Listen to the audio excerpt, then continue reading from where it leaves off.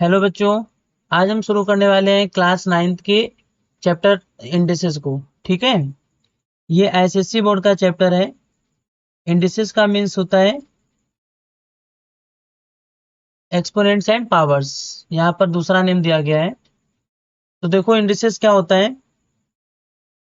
Indices एक प्रकार का power and exponent he chapter है, बस नेम उसका अलग है। ठीक है, तो हम लोगों ने प्रीवियस क्लास में क्या पढ़ा था कि अगर कोई एक ए रियल नंबर होता है और एन एक नेचुरल नंबर होता है तो हम लोग उसको कैसे लिखते थे, ए टू पावर एन।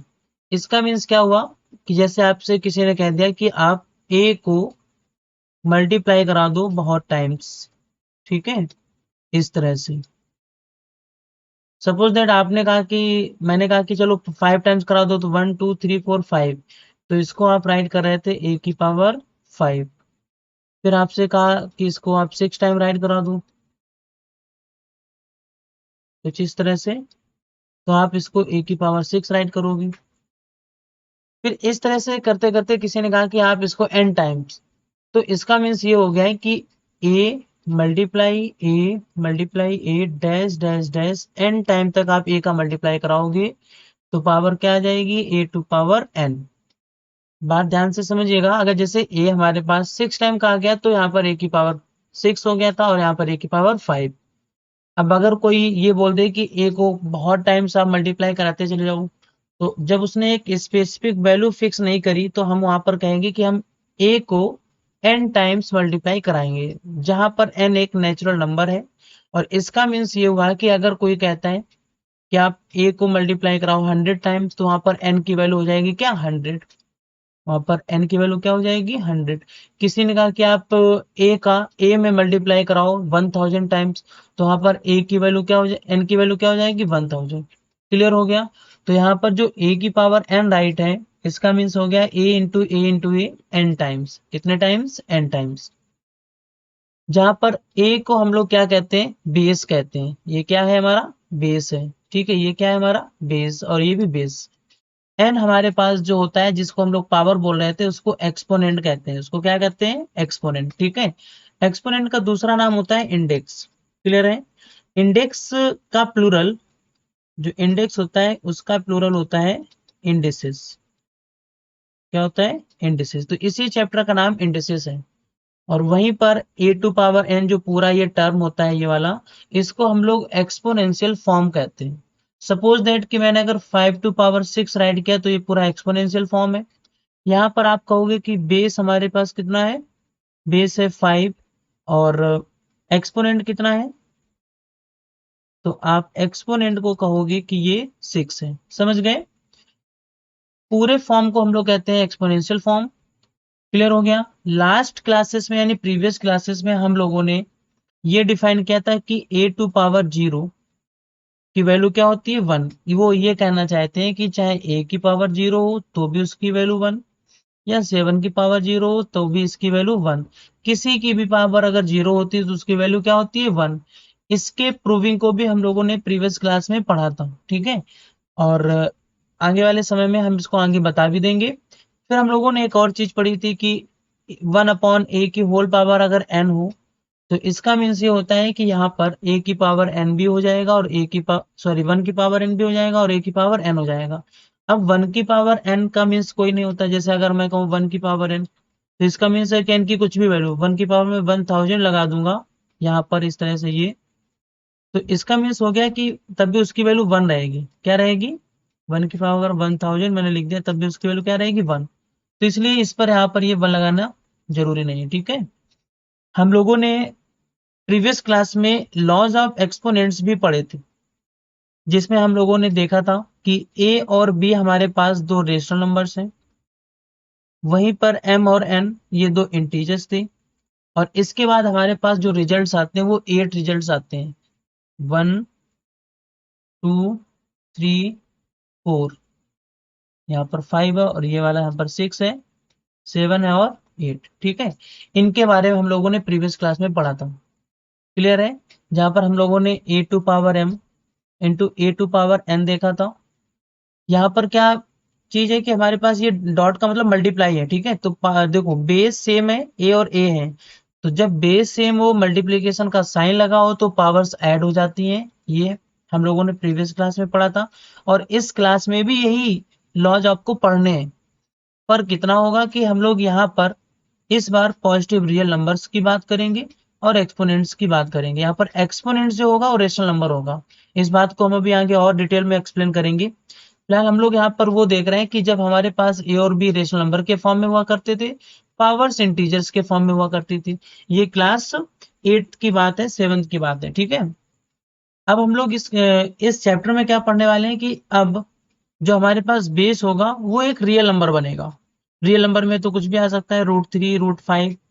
और रेशनल नंबर्स यानी all rational numbers, all irrational numbers, सबके सब क्या होते हैं, रियल नंबर्स होते हैं। और यहाँ पर उसकी जो एक्सपोनेंट्स यानी पावर्स होंगी वो रेशनल नंबर के फॉर्म में रहेंगी, ठीक है।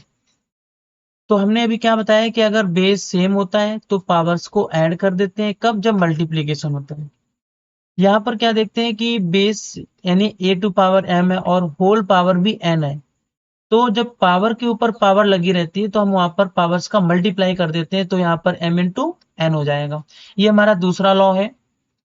यहाँ पर बेस सेम है और डिवीजन के फॉर्म में है, तो फिर जो पावर्स होती हैं यानी एक्सपोनेंट्स होते हैं उनको हम क्या कर देते हैं, सब्ट्रैक्ट कर देते हैं। तो इसमें और इसमें यही डिफरेंस है कि ये मल्टीप्लीकेशन में था, बेस सेम थी, तो यहाँ पर एक्सपोनेंट्स डिफरेंट थे तो ऐड हो जाएगा। यहाँ पर बेस सेम है पर डिवीजन के फॉर्म में, तो यहाँ पर जो एक्सपोनेंट्स है उनका क्या हो जाएगा, सब्ट्रैक्शन हो जाएगा। ए की वैल्यू 0 नहीं होनी चाहिए, नहीं तो फिर डिविजिबल नहीं होगा, ठीक है, नॉट डिफाइंड टर्म बन जाएगा। यहाँ पर राइट है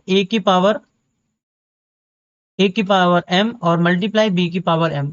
आप देख पा रहे होगे पावर्स इस बार क्या है, सिमिलर है, और बेस हमारे पास अलग है। तो जब पावर्स कहें या एक्सपोनेंट्स कहें, यानी पावर्स जब हमारी सेम रहती हैं तो हम वहां पर बेस का मल्टीप्लाई करा देते हैं।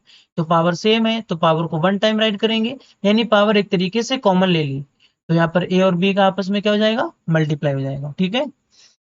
इस बार हमारे पास a/b है और उसकी होल पावर m है, तो इसको हम ब्रेक कर रहे हैं, यानी a⁴m आ जाएगा और b⁴m आ जाएगा।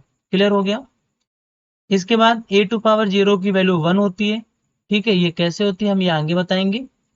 और a⁻−1, इसका मीन्स है कि आप इसको ये कह रहे हो कि 1/a⁴n, यानी अगर आप किसी नेगेटिव पावर को, किसी नेगेटिव एक्सपोनेंट को आप पॉजिटिव करना चाहते हो, ठीक है, तो उसको आप जो है चेंज कर दो, यानी रेसिप्रोकल कर दो, 1/a⁴n राइट कर दोगे। ये एक आइडेंटिटी होती थी, ठीक है। लास्ट आइडेंटिटी हमारे पास ये है कि a⁴n इक्वल्स टू b⁴n। तो इसका मीन्स ये हो गया कि हम लोग जब इसका यूज तब करते थे कि जब हमारे पावर्स सेम आ जाते थे तो हम उसका बेस से कंपेयर कर देते थे, या जब बेस सेम हो जाता था तो पावर्स से कंपेयर कर देते थे। तो यहाँ पर पावर्स अगर सिमिलर है तो बेस हमारे क्या हो जाएंगे, इक्वल हो जाएंगे, ठीक है।